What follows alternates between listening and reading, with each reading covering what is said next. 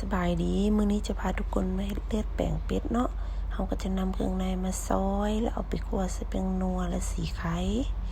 คั่วไปเรื่อยๆจนกว่าจะสุกตามที่เราต้องการเมื่อได้แล้วก็นำไปพักไว้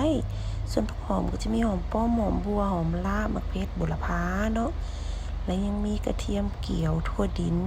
สีไข่ข้าวคั่วและซีเราจะมาพักไว้ในจานจะมาผองเลือดเนาะเราจะใช้สูตร1-2สันเลือดที่เราผองก็จะได้อยู่13บวงน้ำเราต้องมาผองให้ได้อีก26บวงเนาะ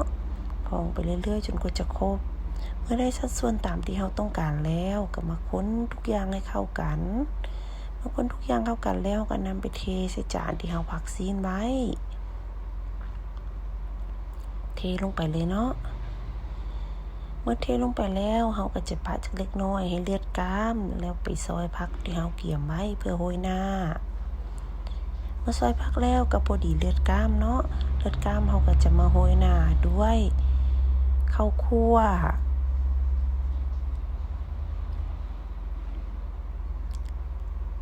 สีไข่ซอยที่เราเกี่ยมไว้ก็เอามาโรยถั่วดินเนาะ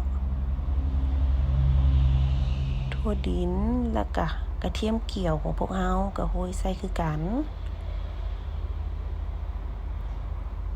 ตามด้วยหอมป้อมหอมบัวหอมลาบแล้วก็มักเพชรเนาะก็ถือว่าเป็นอันแล้วเรียบร้อยลองมาซิมกันเบิ่งว่าจะแซ่บบ่ในการกินเราก็จะบีบมะนาวใส่จากเล็กน้อยเนาะตามความต้องการของเราได้เลยแล้วก็เอามักเพชรคุยกับปีวางใส่ได้เลยเนาะมักเพชรสำใดก็คุยตามความต้องการเราเลยแล้วก็กระเทียม